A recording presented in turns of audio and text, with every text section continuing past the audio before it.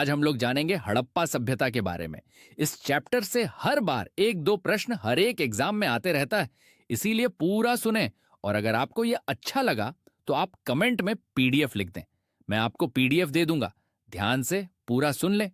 एक भी क्वेश्चन नहीं छूटेगा। हड़प्पा सभ्यता, जिसे सिंधु घाटी सभ्यता भी कहा जाता है, मानव इतिहास की सबसे प्राचीन और विकसित नगरीय सभ्यताओं में से एक थी।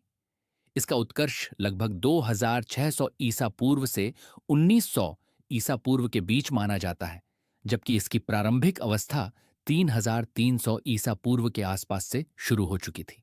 यह सभ्यता मुख्यतः सिंधु और उसकी सहायक नदियों के किनारे विकसित हुई, इसीलिए इसे सिंधु घाटी सभ्यता कहा जाता है। इसका नाम हड़प्पा नामक स्थल पर मिले अवशेषों के कारण पड़ा। 1921 में दयाराम साहनी ने हड़प्पा की खोज की और 1922 में राखाल दास बनर्जी ने मोहनजोदड़ो की खोज की, जिससे यह स्पष्ट हुआ कि भारत में भी प्राचीन काल में एक अत्यंत विकसित सभ्यता मौजूद थी। यह सभ्यता लगभग 12 से 13 लाख वर्ग किलोमीटर क्षेत्र में फैली हुई थी, जिसमें आज का पाकिस्तान, पश्चिमी और उत्तर पश्चिमी भारत शामिल हैं।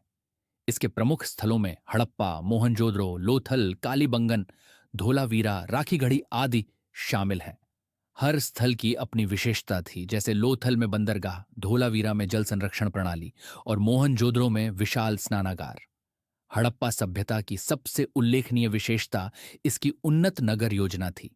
शहरों को दो भागों में बांटा जाता था, ऊपरी भाग सिटाडेल और निचला नगर। सिटाडेल में महत्वपूर्ण भवन जैसे अनाज भंडार, स्नानागार आदि होते थे, जबकि निचले नगर में आम लोग रहते थे। सड़कों का निर्माण ग्रिड प्रणाली पर आधारित था, यानी वे एक दूसरे को समकोण पर काटती थीं।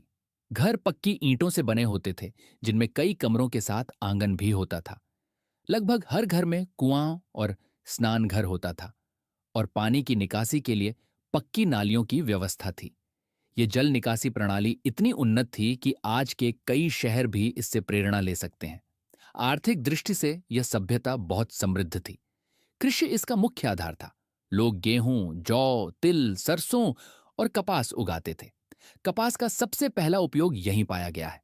इसके अलावा पशुपालन भी महत्वपूर्ण था। गाय, बैल, भेड़, बकरी आदि पाले जाते थे। उद्योग धंधों में मनके बनाना, धातु कार्य, तांबा, कांसा, मिट्टी के बर्तन बनाना और आभूषण निर्माण शामिल थे। व्यापार भी बहुत विकसित था। इस सभ्यता के लोग मेसोपोटामिया, आज का इराक, से व्यापार करते थे।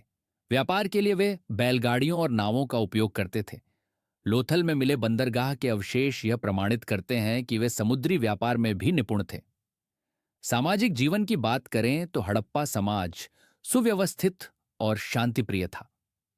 यहां किसी राजा या शासक के स्पष्ट प्रमाण नहीं मिले हैं, जिससे कुछ विद्वान मानते हैं कि यहां का शासन संभवतः सामूहिक या प्रशासनिक व्यवस्था पर आधारित था।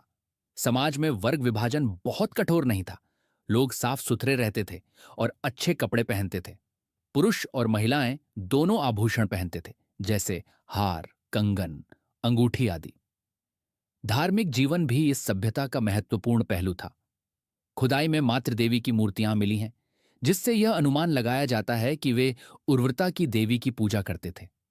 कुछ मोहरों पर एक योग मुद्रा में बैठे हुए व्यक्ति की आकृति मिली है, जिसे पशुपति कहा जाता है, और कई लोग इसे भगवान शिव का प्रारंभिक रूप मानते हैं। इसके अलावा वे वृक्षों, पशुओं, विशेषकर बैल और प्राकृतिक शक्तियों की पूजा करते थे। हड़प्पा सभ्यता की लिपि आज तक पूरी तरह पढ़ी नहीं जा सकी है। यह चित्रात्मक, पिक्टोग्राफिक लिपि थी, जिसमें छोटे छोटे चिन्हों का प्रयोग किया जाता था। इस लिपि के न पढ़े जाने के कारण हम उनके विचारों, साहित्य और प्रशासन के बारे में पूरी जानकारी नहीं प्राप्त कर पाए हैं।